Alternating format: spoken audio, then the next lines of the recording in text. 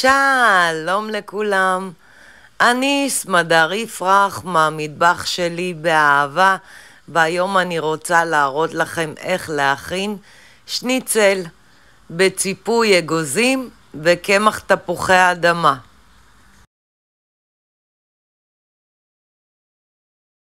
המצרכים הם שמן לטיגון, 3 ביצים, 3 כפות גדושות אגוזים טחונים, כף קמח תפוחי אדמה, רבע כפית תבלין בהרת או כמון, מלח ופלפל שחור לפי הטעם, וחזה עוף. אופן ההכנה: אני חוצה את החזה עוף לחצי ומנקה אותו.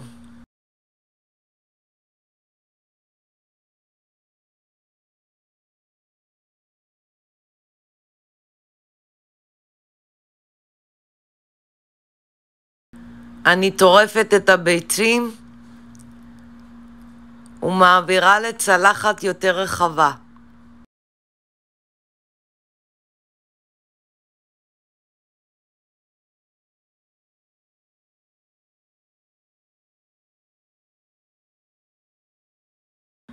אני שמה בצלחת רחבה את האגוזים, את הקמח והתבלינים ומערבבת היטב.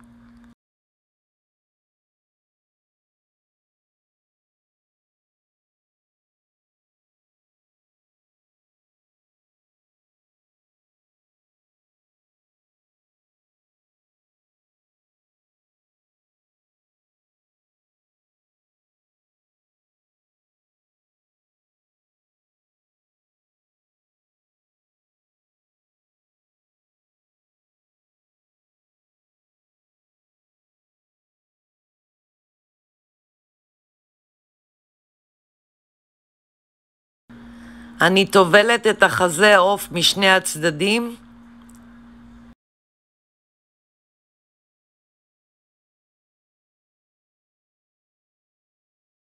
ומניחה בקערה של האגוזים ומצפה משני הצדדים.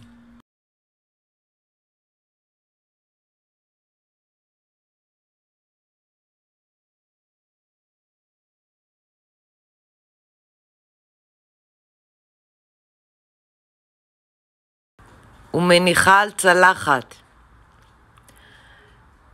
אחד ליד השני.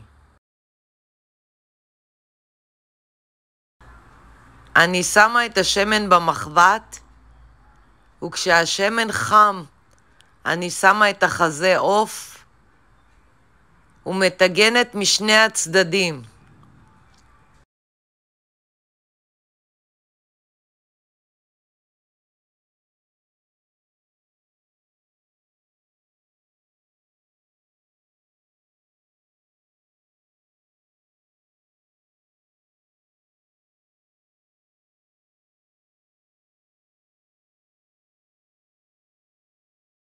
מוציאה לצלחת על נייר סופג.